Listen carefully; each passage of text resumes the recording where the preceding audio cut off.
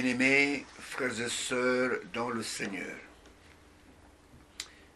encore une fois, je salue chacun de vous dans le nom qui est au-dessus de tout nom, le nom de la rédemption, le nom de l'unique sauveur, le nom de l'unique médiateur entre Dieu et les hommes, le nom du Seigneur et Sauveur Jésus-Christ.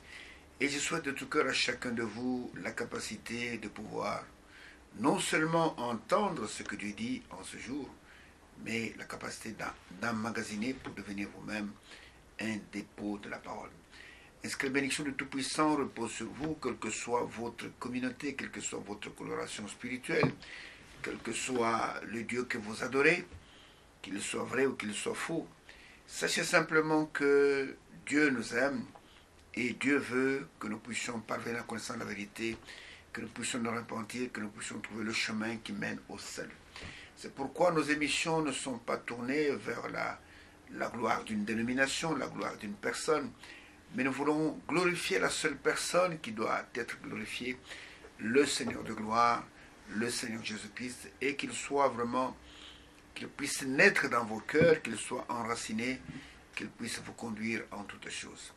Ainsi que la bénédiction du Tout-Puissant repose sur chacun de vous, et nous sommes reconnaissants au Seigneur pour tout ce qu'il fait pour nous. Merci pour vos soutiens dans vos prières. Merci pour vos soutiens par les moyens financiers. Merci pour tout ce que vous faites pour que cette œuvre, l'œuvre donc de la proclamation de l'évangile véritable, ne puisse pas s'éteindre. C'est vrai qu'il y a plusieurs voix qui s'élèvent dans ce temps dans lequel nous sommes. Il y a plusieurs qui parlent, mais la voix de Dieu dans ces derniers jours est unique.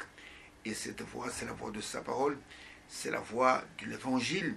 Et cette voie de l'évangile éternel est en train de surmonter toute la terre afin de trouver, de rechercher les élus de Dieu dispersés sur toute la terre et qu'ils puissent expérimenter la puissance du salut, la puissance de la rédemption et qu'ils puissent rentrer dans le bercail, qu'ils puissent rentrer vers le véritable berger, parce que le Seigneur a dit que j'ai encore des brebis qui ne sont pas de cette bergerie, mais je les appellerai, elles viendront.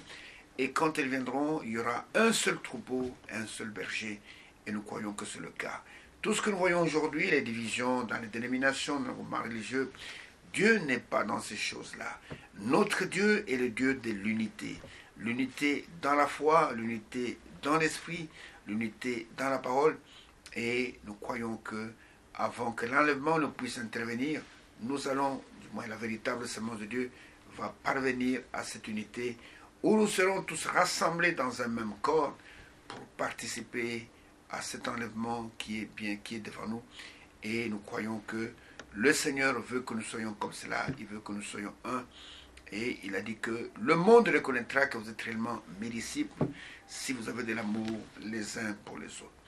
Est-ce que la bénédiction du Tout-Puissant repose sur chacun de vous, quel que soit l'endroit où ces émissions vont vous atteindre, que vous soyez en Afrique, que vous soyez en Europe, que vous soyez aux États-Unis, que vous soyez en Amérique, en Papouasie, en Australie, en Océanie, partout où vous serez, si ces émissions vous atteignent là où vous êtes, c'est simplement que Dieu vous aime et que ce qu'il veut, c'est votre salut. Il ne veut pas que vous soyez des fanatiques des hommes, des prédicateurs, il ne veut pas que vous soyez des fanatiques, c'est pas moi, d'un groupe religieux, mais ce qu'il veut, c'est que vous soyez réellement des hommes qu'il a rachetés par son sang, et qu'il a fait de vous de nouvelles créations en Christ, et vous êtes devenus de nouvelles créations pour pouvoir témoigner par votre vie que réellement Dieu est merveilleux, il est celui qui nous change, qui nous transforme, et qu'en lui, nous avons un héritage éternel qui ne peut ni se flétrir ni se corrompre. Est-ce que la bénédiction du Tout-Puissant repose sur chacun de vous, pendant qu'encore une fois, nous allons nous tourner uniquement vers lui, pour que lui seul nous parle, et que sa parole puisse pénétrer nos âmes de part en part, et qu'elle puisse nous changer, qu'elle puisse faire de nous des citoyens d'un royaume inébranlable, un royaume qui ne verra pas de destruction, qui n'aura pas de fin, un royaume éternel. Ainsi, accrochez-vous dans vos fauteuils, pour de quoi écrire, de quoi enregistrer, et propagez ce que nous disons dans ces émissions, c'est gratuit, et la parole de Dieu, elle ne se vend pas, et que la grâce du Tout-Puissant repose sur chacun de vous, pendant que nous disons, Seigneur, parle-nous, pendant que nous, tes enfants, nous t'écoutons. Ainsi, nous sommes attentifs à ce que vous allez dire, et que la grâce du Tout-Puissant repose sur chacun de vous, pendant que lui seul va nous parler. Nous sommes en train de nous entretenir du dernier message adressé à l'Église des Nations. Et ce message, c'est un message de rétablissement, de restauration.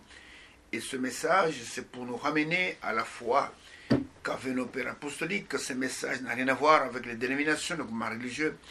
Et Dieu veut nous ramener à ce qui était au commencement, afin que nous soyons vraiment rétablis dans la véritable foi, non pas la foi fondée sur les credos des hommes, sur les dogmes, mais dans la foi véritable.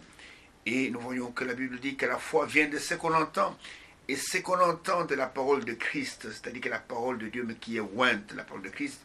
Et nous croyons que Dieu, dans sa grande miséricorde, il est riche en miséricorde, ne veut pas notre mort. Il ne veut pas que nous soyons plongés dans des choses des néants, dans des vanités, mais il veut que nous puissions saisir la chose essentielle, la chose nécessaire, comme le Seigneur avait dit à Marthe, la sœur de Lazare. Il dit: Marthe, Marthe, tu t'inquiètes et tu t'agites pour beaucoup de choses, mais une seule chose est nécessaire. Et Marie, ta sœur, a trouvé la bonne part. Vous voyez, la chose qui est nécessaire, elle est aussi la bonne part, et qui ne lui sera jamais ôtée. Même si la mort l'emporte, mais Marie conservera cette bonne part jusque dans la tombe. Et c'est cette bonne part qui va la ressusciter. C'est cette bonne part qui va la faire entrer dans ce royaume éternel. Et nous voyons que nous aussi, nous courons pour, comment je veux dire, attraper cette bonne part. Et nous avons besoin de prendre la seule chose qui est nécessaire et de vivre éternellement avec le Seigneur. Et nous sommes en train de parler de l'accomplissement des prophéties bibliques pour le temps dans lequel nous vivons.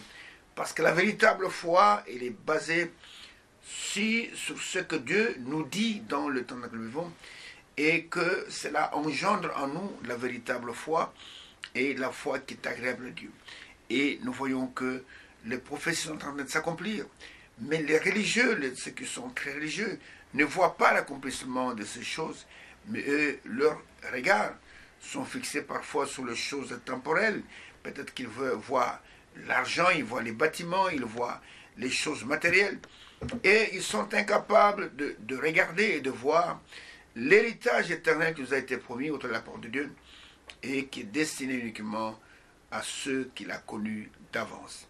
Et dans ce rétablissement, dans ce message qui nous parle de la parole prophétique et des choses qui s'accomplissent dans notre temps, et nous voyons que nous avons vu quelques points, nous avons parlé de ce message prophétique qui nous a été envoyé au temps de la fin, nous avons parlé de ce prophète messager qui est envoyé dans ce temps de la fin pour nous apporter ce message.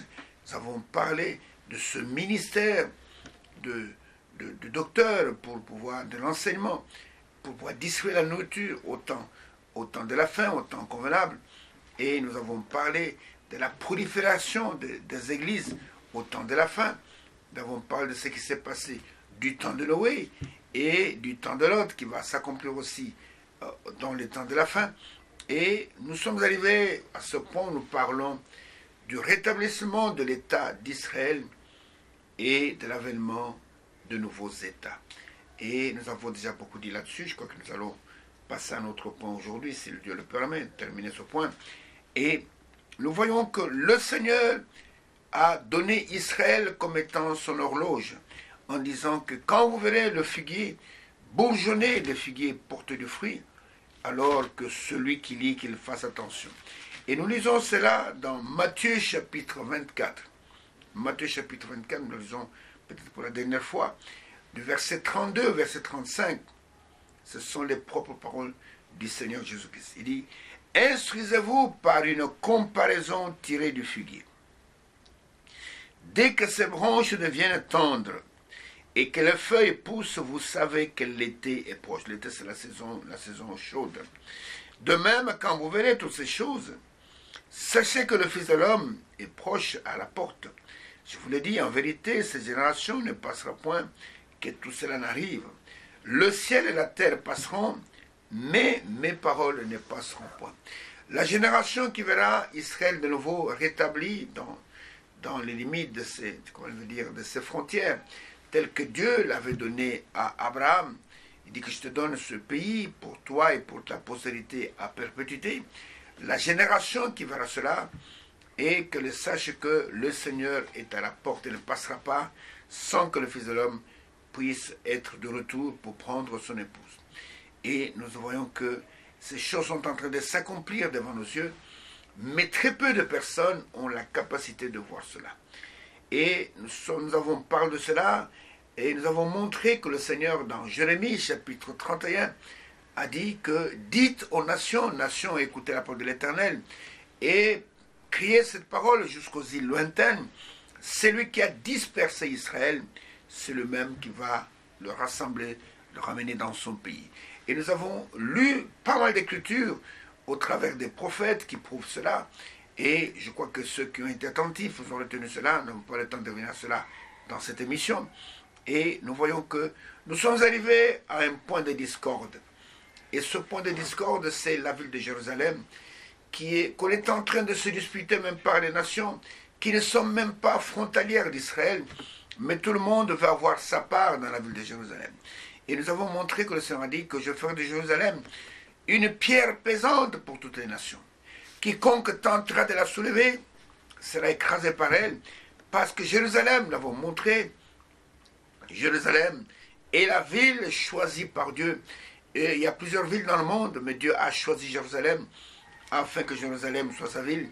Et là, nous l'avons vu en parlant de ce qui s'est passé du temps de Salomon, quand Salomon était à la fin de son règne et que Salomon avait abandonné son Dieu. L'Éternel, parlant à Salomon, lui dit que tu n'as pas marché dans mes voies comme ton père David l'avait fait, mais j'avais promis à ton père de te donner un règne de paix. Alors je vais diviser, je vais déchirer le royaume de dessus de toi, mais je ne le ferai pas de ton vivant, je le ferai quand ton fils va prendre le pouvoir. Son fils était Roboam. Et je le ferai, mais je garderai à la maison de David, une tribu, la tribu de Juda, et elle ne sera pas prise par quelqu'un d'autre. Et à cause de David, mon serviteur, et à cause de Jérusalem, que moi, l'Éternel, j'ai choisi. Vous comprenez? C'est dans 1 Roi chapitre 11, à la fin du chapitre. Il dit, à cause de David, mon serviteur, et à cause de Jérusalem, que moi, l'Éternel, j'ai choisi. Et Dieu a choisi Jérusalem. Jérusalem est au centre de la parole prophétique. Jérusalem est au centre des événements mondiaux. Et c'est à Jérusalem que la nouvelle Jérusalem va descendre. Elle sera suspendue en l'air. Oh, ce sera une ville en forme de pyramide.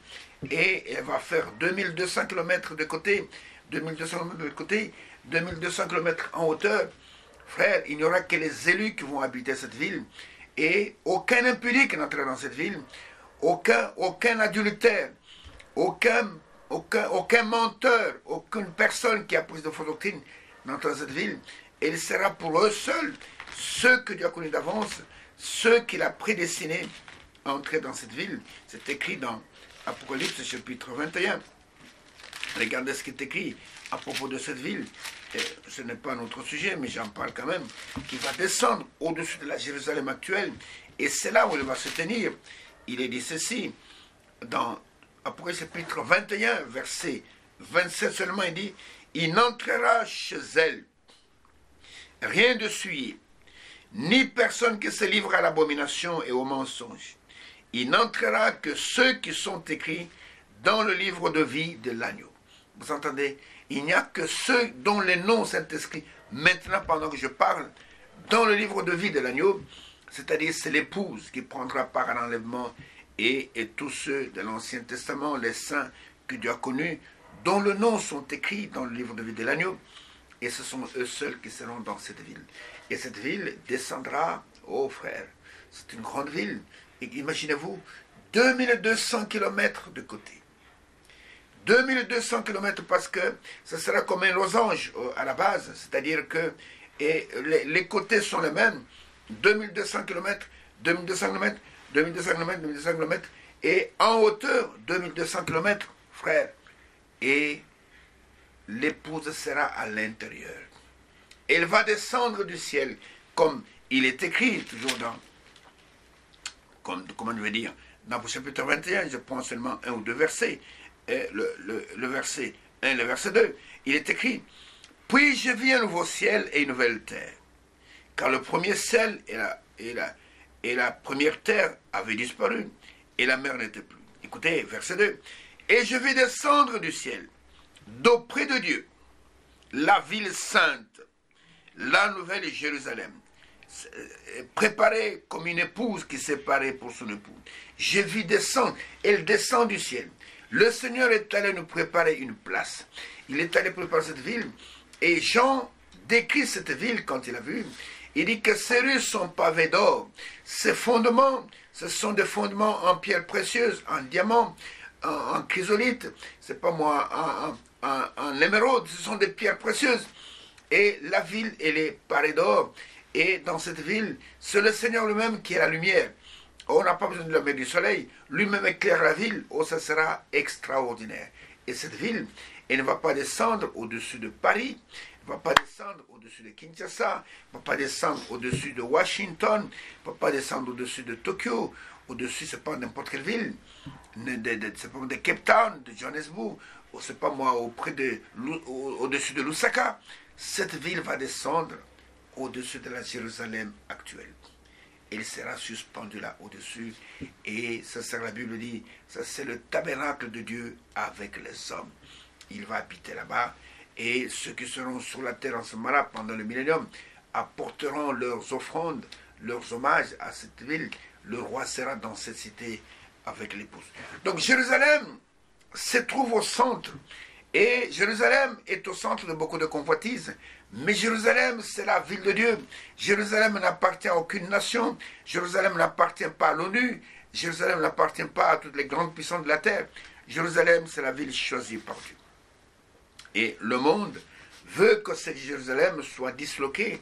Les Palestiniens veulent leur part. Et les autres nations veulent leur part. Mais je vous dis ceci, Dieu ne permettra pas cela. Depuis 1967, Israël a conquis la totalité de Jérusalem pendant la guerre des 6 jours. Et Jérusalem, écoutez, est devenue la capitale indivisible de l'État d'Israël. Cela peut déplaire à certaines personnes. Les Palestiniens veulent un État indépendant, c'est une bonne chose. Mais ils exigent que la capitale soit à Jérusalem. Et ça, pour les Juifs, c'est inacceptable. Ils ne peuvent pas accepter cela. Là, depuis des années, quand vous lisez la Bible, nous avons vu ensemble d'où venait la ville de Jérusalem. Jérusalem, d'abord l'emplacement de la ville, là où il est, c'est exactement l'endroit où l'Éternel avait indiqué à Abraham d'amener son fils Isaac pour l'offrir en holocauste au pays de Morija, sur la montagne de Morija. Et c'est là où, des années plus tard, où il y aura, on va construire, ce sera le mont du temple, et que on va construire le temple. Et nous avons montré ceci, que les premiers habitants de cette ville, c'était des nations païennes, c'était des Jébusiens. Et les Jébusiens ont été chassés de la ville quand Israël est venu de l'Égypte, et qu'il a, avec Josué à la tête comme le chef militaire, ils ont conquis la terre de Canaan, et avec ça, ils ont conquis aussi la ville de Jérusalem. Et cette ville a été donnée comme héritage à la tribu de Juda. La tribu de Juda, mais nous voyons qu'ils n'ont pas pu chasser complètement les Jébusiens. Les Jébusiens ont habité avec les enfants d'Israël. Et nous voyons que du temps de David va conquérir cette ville, parce que les Jébusiens disaient que David n'entrera pas dans cette ville. Ils disaient que même les boiteux et les aveugles pourront repousser David, mais David a conquis la ville. Et David en a fait sa capitale, la capitale d'Israël. Et cela, il y a de cela plus de 3000 ans que David a fait de Jérusalem. Là, il n'y avait pas un partage de la ville. Il n'y avait pas un partage avec les autres nations. La ville de Jérusalem appartenait entièrement à Israël. C'était la capitale indivisible. Et c'est là où David a construit la fameuse cité de David. Et c'est là où il a construit le mont du temple, hein, où on a érigé le temple. Maintenant, il ne reste que ce morceau de mur qu'on appelle le mur des lamentations. Et c'est là où David a construit. Et il a fait cela sur l'ordre du Seigneur. Vous comprenez? Et David a acquis cette terre où on a construit le temple et l'emplacement du temple selon les instructions de Dieu. J'ai insisté beaucoup là-dessus dans l'émission qui a précédé.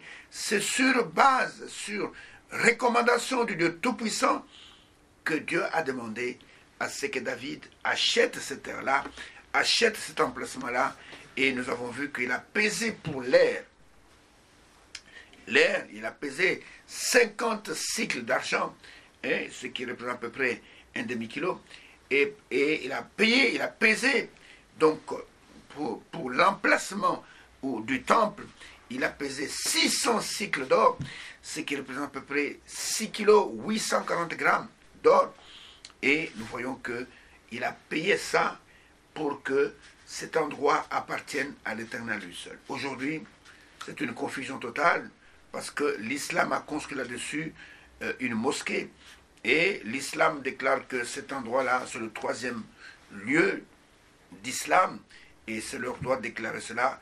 Mais nous voyons qu'au commencement, Dieu a demandé à David d'acheter cela. Nous l'avons lu ensemble dans 1 Chronique chapitre 21, du verset 1 au verset 30.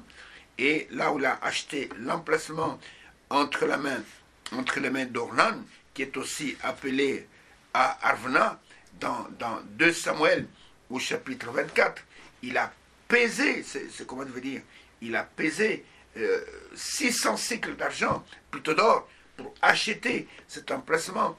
Et dans 2 Samuel chapitre 24, on dit qu'il a pesé aussi 50 cycles d'argent pour acheter toute l'air. Et c'est pourquoi Israël a le droit de propriété sur cet endroit. Et cet endroit n'est pas partagé. David n'avait pas acheté pour que cela soit partagé entre Israël et d'autres nations. Pas du tout. Il faut que les gens respectent les décisions de Dieu. Il faut respecter la parole de Dieu et les décisions prises par Dieu. Et nous voyons que Israël a acheté cela. Maintenant, pourquoi Israël est-il rentré dans la terre promise?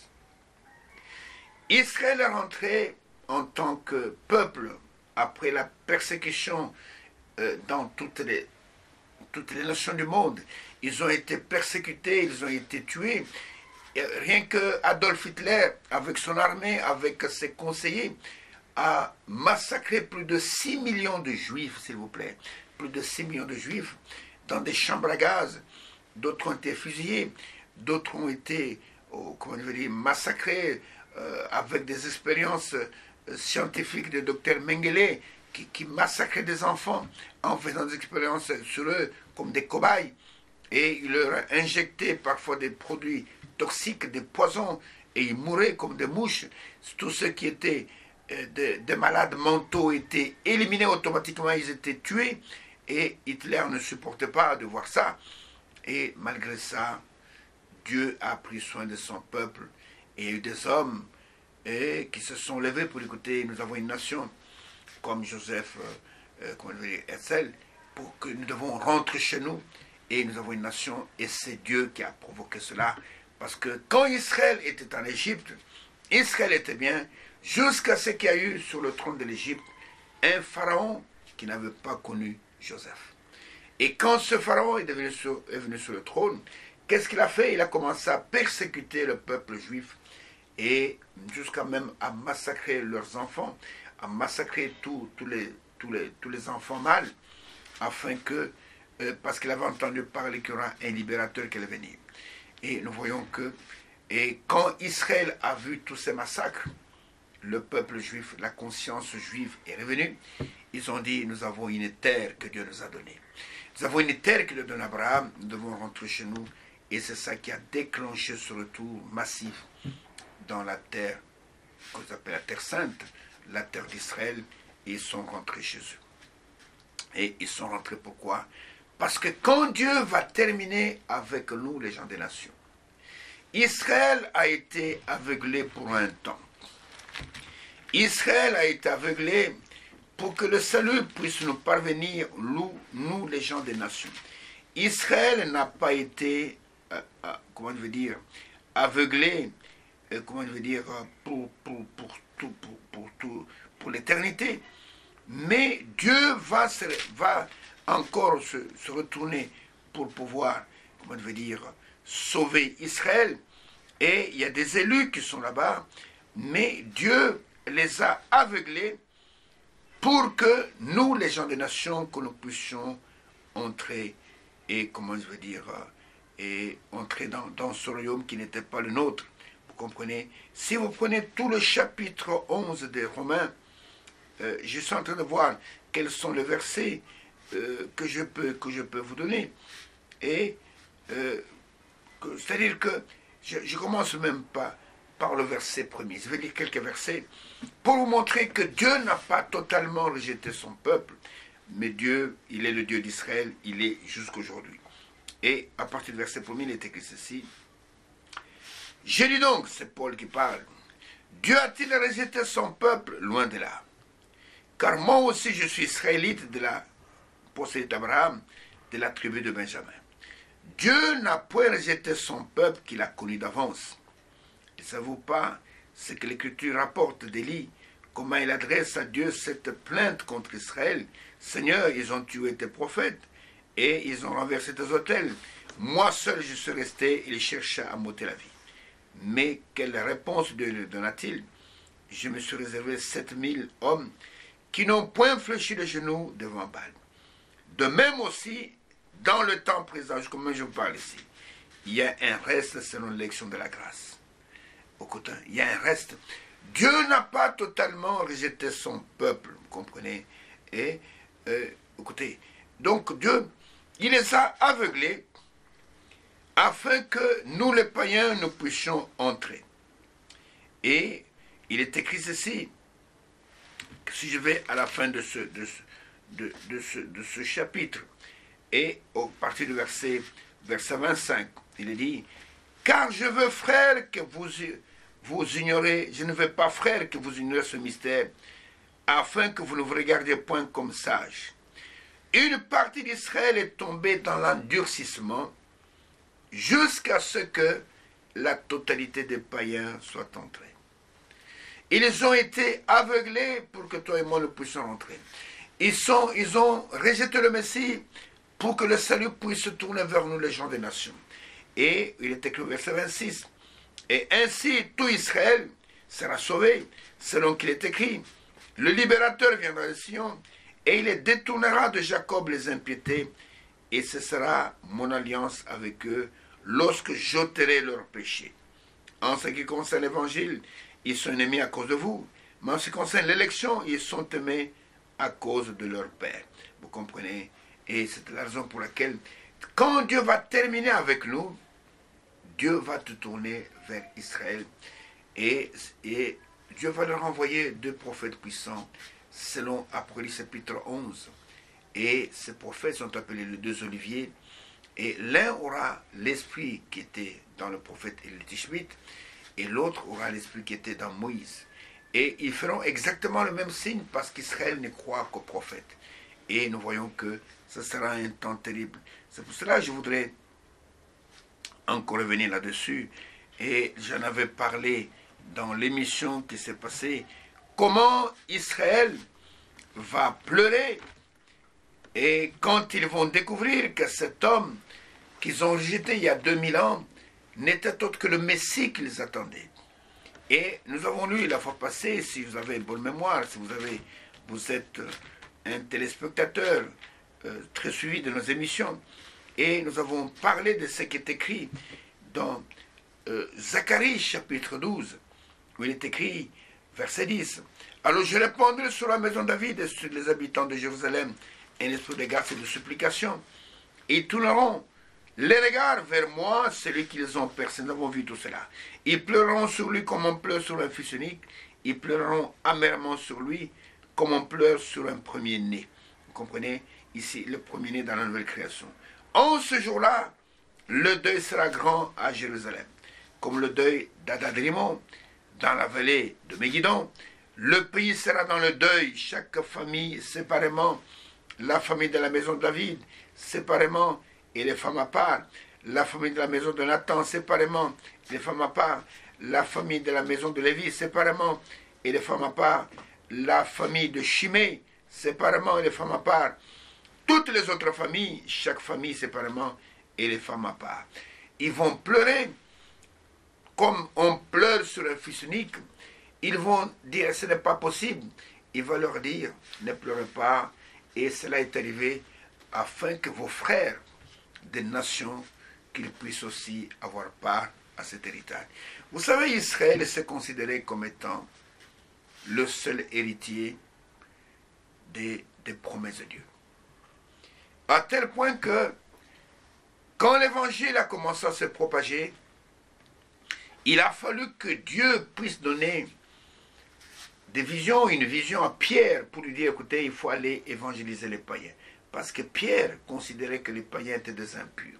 Et Dieu lui dit, ce que moi j'ai sanctifié, tu n'as pas le droit de l'appeler impur. Et vous vous souvenez ce qui s'est passé avant qu'il aille chez Corneille, il a vu un tapis, il y avait là-dedans des animaux que Israël considérait comme étant des animaux impurs, il y avait des lézards, il y avait de ceci. Et on lui dit, tue et mange. Et Pierre dit, Seigneur, tu sais que dans ma bouche, il n'y a rien d'impur qui est déjà entré. Et ces animaux-là, ils symbolisaient un peu nous, les gens des nations. Et Dieu a dit que tu n'as pas le droit d'appeler ça impur, parce que ce que moi j'ai sanctifié, personne ne peut l'appeler impur. Et juste après cela, la vision est partie. Et Pierre était là sur le balcon de la maison au-dessus. Et il entend qu'on frappe à la porte en bas. Et il y a des gens que Corneille avait envoyés et qui disent, écoutez, nous cherchons un certain Simon-Pierre, qui est certain Simon le Corailleur. Et pendant qu'il entendait qu'on le cherchait, le Seigneur lui dit, descends et parle avec ces gens. Et c'est ainsi que Pierre est parti, jusque dans la maison de Corneille, et ce qui était impossible avant, parce qu'il ne prêchait qu'aux Juifs. Et c'était la première fois que Dieu l'amenait dans une maison de païens. Et quand il est arrivé là-bas, il est étonné. Il a vu des gens qui l'attendaient. Et Corneille, quand il a vu, oh Corneille, c'est-à-dire qu'il a vu exactement la personne qu'il a vue en vision. Et Corneille est tombé à ses pieds, comme pour adorer. Il voulait l'adorer. Mais Pierre, rempli du Saint-Esprit, l'a tenu, l'a relevé, dit, mon frère, lève-toi. Je suis un homme de la même nature que toi. Vous savez, quand Dieu vous montre quelqu'un que vous n'avez jamais vu, et un jour vous le voyez, c'est-à-dire vous l'avez dans une vision, vous le voyez, comment je veux dire, en live, vous le voyez tel que vous l'avez vu. Moi j'ai vécu ça à 2 reprises. Il y a eu une jeune fille, et il y a quelques années, qui m'appelle au téléphone.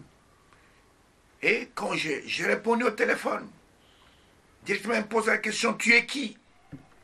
Je dis, ah, c'est toi qui m'appelles, tu me demandes je suis qui? Dis, tu es qui? Je dis, je suis qui? Toi d'abord, tu es qui? Non, je voudrais savoir qui tu es parce que je te vois en songe, ça fait 3 fois que je te vois en songe, et on me dit de te contacter, tu es qui? Alors je me suis présenté, je suis tel, je suis serviteur de Dieu. Quand elle a entendu ça, elle a coupé le téléphone. Je l'ai rappelé. J'ai dit, ma soeur, est-ce que je peux savoir de quoi il s'agit? Parce que je ne comprends rien. Elle avait me dit que non. Ça fait 3 fois qu'on me donne ce numéro de téléphone, votre numéro de téléphone.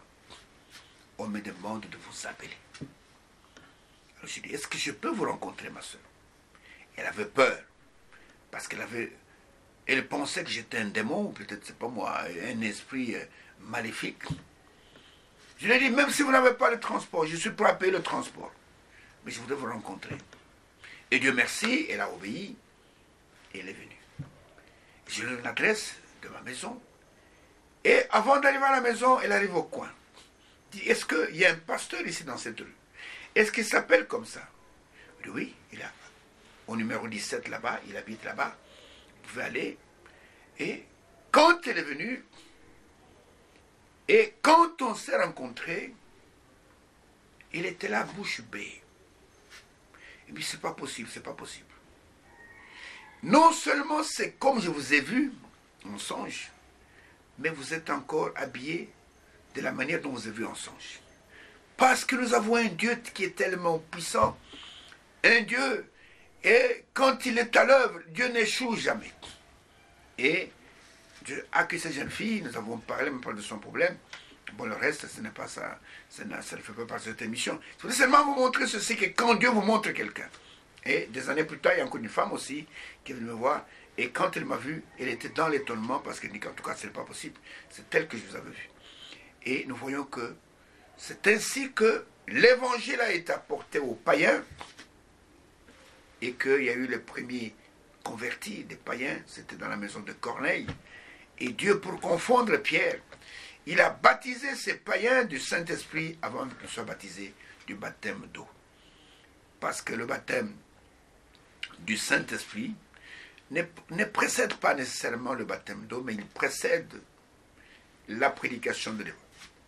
Parce que vous devez d'abord écouter la parole de l'évangile, vous devez la croire. Et ensuite, Dieu met son sceau sur vous. Et nous voyons que, et mes bien-aimés frères, ils vont pleurer sur lui, les Juifs, quand ils vont reconnaître que c'est le Messie qu'ils attendaient et qu'ils l'ont crucifié il y a à peu près 2000 ans. Pour le moment, ils sont aveuglés. Ils sont aveuglés jusqu'à ce que la totalité des païens soit entrée. Et la Bible dit, ici dans Zacharie chapitre 13, d'où te viennent les plaies que tu as aux mains? Qui t'a blessé ici? Il leur dira, et ce qui est écrit au verset 6 de Zacharie chapitre 13. Et si on lui demande d'où viennent ces blessures que tu as aux mains, il répondra, c'est dans la maison de ceux qui m'aimaient que je les ai reçus. De ceux qui m'aimaient. De ceux qui ont crié une semaine plus tôt, Hosanna au fils de David, et Hosanna à celui qui vient au nom du Seigneur. Et une semaine après, ils ont crié, crucifie-le, crucifie-le. C'est ainsi que j'ai eu ces plaies dans mes mains. Oh, bien-aimés frères. Et c'est pour cela qu'Israël est rentré dans sa patrie. Et c'est pour cela que cela ne peut pas échouer. Tous les plans qui sont faits par les ennemis d'Israël pour déstabiliser ce peuple, pour l'anéantir, ne peuvent aboutir parce que c'est Dieu qui les a amenés là-bas. Il les a amenés pourquoi? Pour qu'ils puissent se montrer à eux, qu'ils puissent se révéler à eux, et que la totalité d'Israël, je veux dire, la totalité des élus, puissent être rassemblés ensemble, et que le plan du salut puisse arriver à sa fin. Parce que dans ce plan, il y a l'Église des Nations, il y a aussi les élus d'Israël, parmi lesquels il y a les 144 000, 12 000 selon les 12 tribus d'Israël, et les 144 000 ne sont pas les gens des nations, comme une certaine dénomination l'enseigne. Non, ce ne sont pas les gens des nations. Les 144 000, c'est 12 000 par tribu. 12 fois 12, ça fait 144. 12 000 par tribu, ça fait 144 000. Et là-dedans, il n'y a aucun Congolais, il n'y a aucun Zambien, aucun Français, aucun Chinois. Pour bien comprendre ce qui va se passer avec le Messie, avec ses frères, les Juifs, il y a un type excellent dans les Saintes Écritures, c'est le type de Joseph. Joseph, fils de Jacob, Jacob qui est devenu plus tard Israël. Regardez que Joseph, c'est le fils aîné, si je peux dire, de Rachel, la femme que Jacob aimait le plus que sa sœur Léa. Et Joseph, quand il fut né, Joseph était plus spirituel que ses frères. Joseph avait des visions, Joseph avait des songes. Et à cause de cela, ses frères étaient jaloux contre Joseph. Et ses frères n'aimaient pas beaucoup Joseph. Parce que Joseph voyait des choses qui étaient vraies, des choses qui arrivaient. Et Joseph rapportait à son père toutes les mauvaises actions de ses frères, tout ce qu'il faisait de mauvais. Toutes les combines, toutes les mauvaises actions qu'il faisait, Joseph rapportait à son père. Et son père aimait Joseph plus que tous ses autres frères. Et à cause de cela, il avait fait une robe ou une tunique et de plusieurs couleurs. Et tout ça, ce sont des symboles qui nous indiquent, parce que Joseph était le type parfait de Christ. Vous voyez, Christ est venu sur la terre, il était aimé du Père. mais il était haï de ses frères. Le jour de son baptême, le Père a témoigné à partir du ciel, « Celui-ci est mon Fils bien-aimé, en qui j'ai pris plaisir d'habiter. » Sur la montagne de la transfiguration, il a témoigné de la même manière devant Pierre, devant Jacques, devant Jean, devant Élie, devant Moïse. Il a dit, « Celui-ci est mon Fils bien-aimé, en qui j'ai pris plaisir d'habiter. » Il a ajouté, écoutez-le. Il était aimé de son père et haï de ses frères. Et nous voyons que Joseph, et un jour il est venu raconter à son père, il dit, j'ai eu une vision, j'ai eu un songe, c'était peut-être un songe, il dit, j'ai vu le soleil, j'ai vu la lune, j'ai vu les étoiles, et j'ai vu tout ce qui s'est procédé devant moi. Et son père, qui était prophète, Israël, qui voyait des choses d'une manière significative, il a dit, tu veux dire que moi, c'est-à-dire le soleil, ton père, et ta mère, la lune, et les étoiles sont tes frères, nous viendrons nous procéder devant toi. Mais la Bible dit que Israël ou Jacob gardait ces choses dans son cœur. Il trouvait que son fils était spécial. Et parce qu'il était le type de Christ. Et Joseph, il symbolisait la perfection. Et la seule erreur qu'on trouve dans sa vie, c'est quand il a demandé à son père de mentir devant Pharaon, en disant que, ne dis pas Pharaon que tu es berger, parce que les bergers sont en abomination devant les Égyptiens, mais dit simplement que tu es éleveur de bétail. Mais son père, qui avait été changé, qui n'était plus Jacob, qui est devenu Israël, prince avec Dieu, ne pouvait plus mentir. Un homme qui a fait l'expérience avec Dieu, il est changé. Tu ne peux pas l'entraîner dans la magouille, tu ne peux pas l'entraîner dans le mensonge. Et quand Israël s'est retrouvé devant Pharaon, et Pharaon lui pose la question, il était content de voir le père de Joseph, et ton serviteur, comment je veux dire, le père de quelle est ta profession? Et Israël regarde tout droit Pharaon dans les yeux, il lui dit, ton serviteur est berger. Vous comprenez, il ne pouvait pas mentir. Et nous voyons que Joseph, haï par ses frères, Joseph a été vendu comme esclave. Et quand il a été vendu comme esclave par ses frères, qui l'ont attrapé, qui voulaient le tuer, et il a fallu l'intervention de l'aîné, qui était Ruben, pour qu'on ne tue pas Joseph. Et Joseph a été acheté par les marchands d'esclaves, et arrivé au niveau de l'Égypte, ils ont vendu sur le marché d'esclaves, et Joseph s'est retrouvé dans la maison de Potiphar, donc, qui était un grand général égyptien, et Potiphar l'a établi l'intendant de tous ses biens, et parce qu'il avait vu que quand il a acheté Joseph et qu'il a mis dans sa maison, la prospérité est entrée dans sa maison. Et vous savez, il était le fils de la prospérité, Joseph.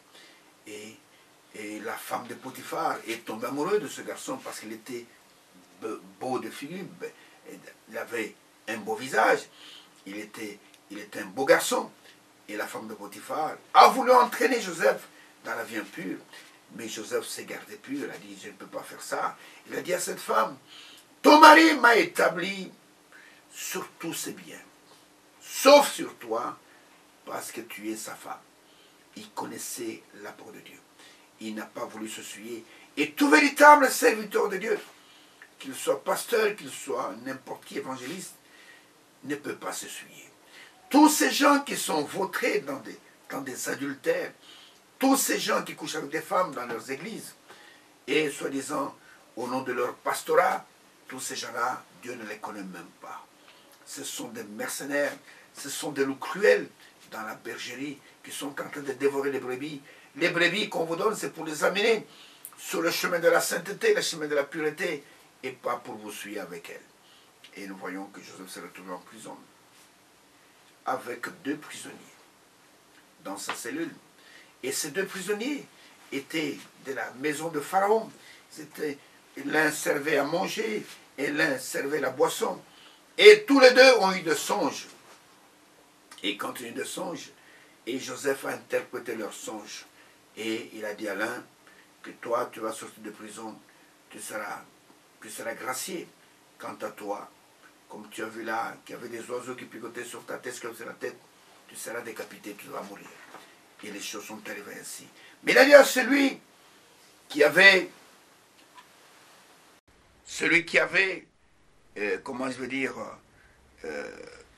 qui devait être libéré, qui devait être gracié, il lui a dit, mais quand tu seras rétabli dans tes fonctions, souviens-toi de moi. Souviens-toi de moi et parle en bien de moi à Pharaon parce que je suis innocent. Et ce qui est arrivé, c'est la femme de Potiphar qui m'a calomnié, mais moi, je n'ai rien fait avec cette femme. Et quand cet homme a été libéré, qui s'est retrouvé dans ses nouvelles fonctions, il a complètement oublié Joseph en prison. Et Christ aussi, quand est-ce qu'il s'est retrouvé en prison? Il s'est retrouvé en prison quand il était sur la croix. Avec les mains qui étaient clouées, les pieds cloués, il ne pouvait pas bouger, il était en prison. Et en prison, il était avec deux malfaiteurs. L'un fut sauvé et l'autre fut condamné. Celui qui fut sauvé a reconnu le Messie à la croix et il a dit, Seigneur, souviens-toi de moi quand tu viendras dans ton règne. Et le Seigneur dit, en vérité, je te le dis, aujourd'hui même tu seras avec moi dans le paradis, pas dans le ciel, mais dans le paradis. Parce que pour le moment, il n'y a personne qui est au ciel. Il n'y a que le Seigneur Tout-Puissant avec l'armée céleste. Et tous ceux qui sont sauvés, ils sont dans une dimension, on appelle la 7e dimension. Ils sont en train d'attendre. Il n'y a personne qui est au ciel. Et dans l'Écriture témoigne cela. Dans Jean chapitre 3, verset 13, il dit que personne n'est monté au ciel, si ce n'est celui qui est descendu, c'est celui qui est monté, le Fils de l'homme, pour remplir tous les cieux. Vous comprenez? Et nous voyons que Jésus était aussi en prison, et Jésus, et pendant qu'il était en prison, et nous voyons que quand Joseph est sorti de prison, oh là là, Joseph est devenu prince, comment je veux dire, autorité en Égypte. Tout genou fléchit devant Joseph. Quand sonnait de la trompette, quand Joseph passait, il y avait la trompette qui était devant, tout genou fléchit devant Joseph. Et même la femme de Potiphar, qui l'avait calomnié. Quand Joseph passait, Potiphar lui-même, tout le monde devait mettre le genou à terre, parce que Joseph passait. De la même manière, le Seigneur, quand il a vaincu à Golgotha, qu'il est sorti de prison, et qu'il est monté au-dessus de tous les cieux, il a reçu le nom qui est au-dessus de tout le nom, afin que tout genou fléchisse dans le ciel, sur la terre et sur la terre, et que toute langue confesse que Jésus est devenu Seigneur à la gloire de Dieu le Père. Vous comprenez? Donc, il est monté au-dessus de tout cela. Et nous voyons que quand Joseph était en Égypte, dans toute cette gloire, frère, et Dieu a fait de telle sorte qu'il y ait la famine. Et comment est-il arrivé au pouvoir quand il a interprété le songe de Pharaon et en lui disant qu'il y aura 7 années de famine dans le pays, d'abord qui seront précédées par 7 années d'abondance, et fais-toi des provisions. Et Pharaon a dit que je ne vois personne d'autre qui peut faire cela, si ce n'est que toi qui peux faire ce travail-là. Et Pharaon va établir Joseph comme chef de toute l'Égypte pour pouvoir faire des provisions, pour pouvoir sauver le peuple de la famine. Et c'est à cette époque que ses frères, dans la famine, parce qu'il n'y avait pas de pluie, ils sont venus jusqu'en Égypte pour pouvoir chercher de quoi manger. Et là, je voudrais maintenant vous montrer ce qui est arrivé quand Joseph s'est fait connaître à ses frères.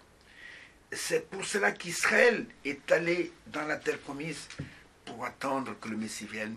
Et quand il viendra, ce qui est arrivé, écrit ici, dans Genèse 45, va arriver quand leur Joseph à eux, le Messie, va se faire connaître à eux.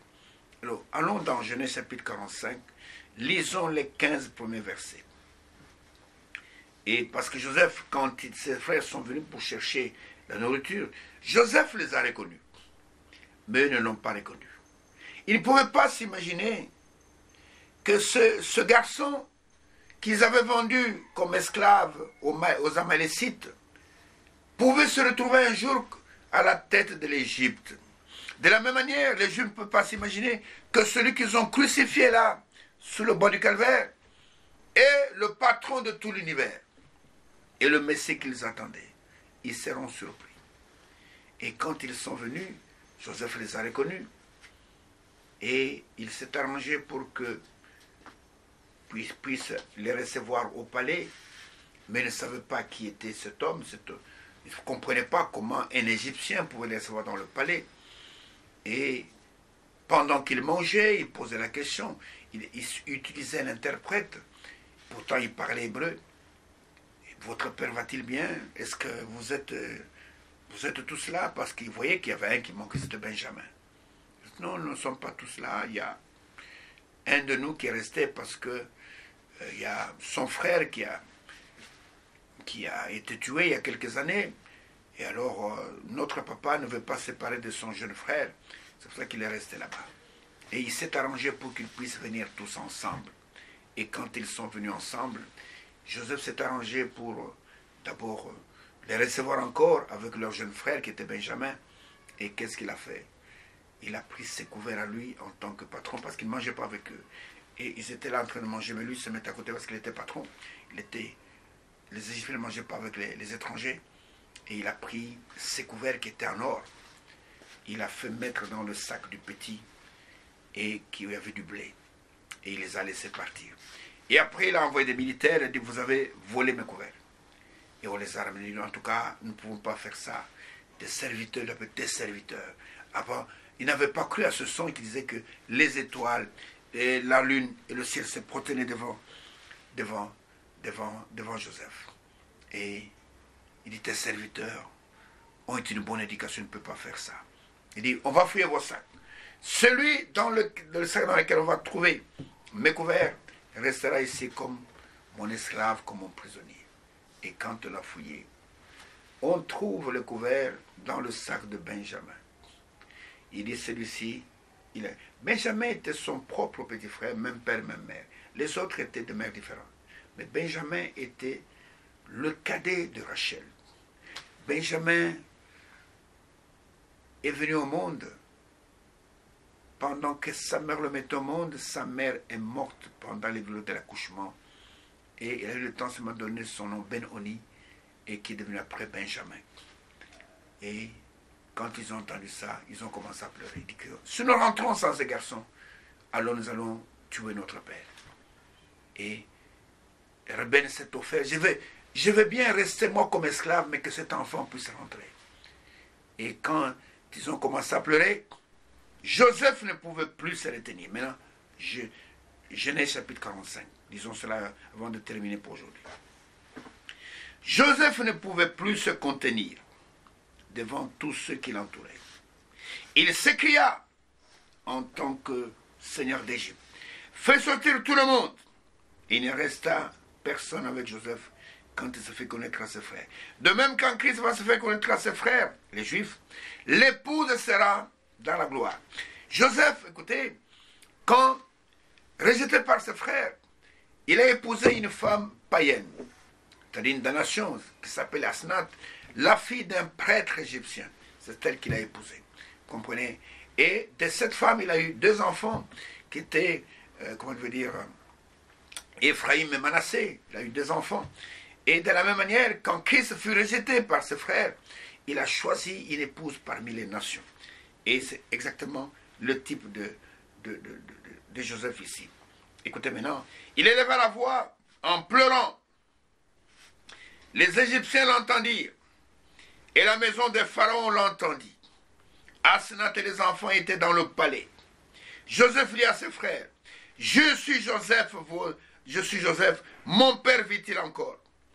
Mais écoutez, mais ses frères ne purent lui répondre, car ils étaient troublés en sa présence. C'est ce qui va arriver. Quand tu vas leur dire, je suis le Messie, moi Jésus que vous avez crucifié, ils seront troublés dans sa présence. Je continue la lecture. Joseph dit à ses frères, approchez-vous de moi. Et ils s'approchèrent. Il dit, je suis Joseph, votre frère, que vous avez vendu pour être mené en Égypte. Maintenant, ne vous affligez pas et ne soyez pas fâchés de m'avoir vendu pour être conduit ici, car c'est pour vous sauver la vie que Dieu m'a envoyé devant vous. Voilà 2 ans que la famine est dans le pays. Pendant 5 ans encore, il n'y aura ni labour, ni moisson. Dieu m'a envoyé devant vous pour vous faire subsister dans le pays et vous faire vivre par une grande délivrance. Ce n'est donc pas vous qui m'avez envoyé ici, mais c'est Dieu. Il m'a établi père de Pharaon, maître de toute sa maison et gouverneur de tout le pays d'Égypte. Hâtez-vous de remonter auprès de mon père et vous lui direz, ainsi a parlé ton fils Joseph, Dieu m'a établi Seigneur de toute l'Égypte. Descends vers moi, ne tarde pas. Tu habiteras dans le pays de Gozen et tu seras près de moi, toi, tes fils et les fils de tes fils, tes brebis et tes bœufs et tout ce qui est à toi. Là je te nourrirai, car il y aura encore 5 années de famine. Ainsi tu ne périras point, toi, ta maison et tout ce qui est à toi. Vous voyez donc de vos yeux, et mon frère Benjamin voit de ses yeux que c'est moi-même qui vous parle. Racontez à mon père toute ma gloire en Égypte et tout ce que vous avez vu, et vous ferez descendre ici mon père au plus tôt. Et il se jeta au cou de Benjamin, son frère, et pleura. Et Benjamin pleura sur son cou. Il embrassa aussi tous ses frères en pleurant. Après quoi ses frères s'entretèrent avec lui. C'est ce qui va se passer. Ils pleureront sur lui comme on pleure sur un fils unique. Vous voyez comment il se fait. Il reconnaîtra ses frères. Et Benjamin ici, c'est le type de 144 000. Oh, quand il va les rencontrer sur la montagne de Sion, ce sera terrible. Après le chapitre 16, je crois, quand il va les rencontrer, frères, ils vont pleurer. Ils vont dire, ce n'est pas possible, ce qu'ils vont faire. Il va leur dire, c'est Dieu qui a permis cela. C'est Dieu qui a permis pour que vos frères des nations puissent entrer. Ne vous lamentez pas, vous avez été aveuglés pour un peu de temps, afin que la totalité des élus des nations puissent entrer. Et maintenant, je me retourne vers vous, afin que tout Israël soit sauvé. Mon bien-aimé frère, ma bien-aimée sœur, et c'est pour cela qu'Israël est rentré dans sa patrie. Il est rentré pour attendre son Joseph, attendre son Messie. Et leur Messie, il s'appelle le Seigneur de gloire, le Seigneur Jésus-Christ. Et quand il va se révéler à eux, frères, les Juifs se convertiront. Et la Bible dit, une nation peut-elle se convertir en un seul jour? Et ils sont sauvés en tant que nation. Ils vont se convertir en un seul jour. Ce sera une chose terrible. Oh, tout Israël, oh, ils vont reconnaître le Messie. Et ce sera une chose terrible quand il va se faire connaître à ses frères. C'est pour cela qu'ils sont rentrés dans le pays. Et c'est pour cela que tous les plans pour anéantir Israël sont voués à l'échec. Que tous ceux qui m'écoutent, qui écoutent ce que je dis ici, et qu'ils sachent qu'Israël est rentré pour attendre le Messie. Et ne faites rien contre cela, parce que vous allez combattre Dieu, vous allez combattre son plan. Et quand cela arrivera, ce sera un jour de gloire. Et que Dieu bénisse, si vous avez compris ces choses, et que Dieu vous garde, jusqu'à ce que nous allons nous revoir dans l'émission prochaine, pour encore compléter ce point et passer à un autre point. Que Dieu bénisse et je vous donne rendez-vous à l'émission prochaine.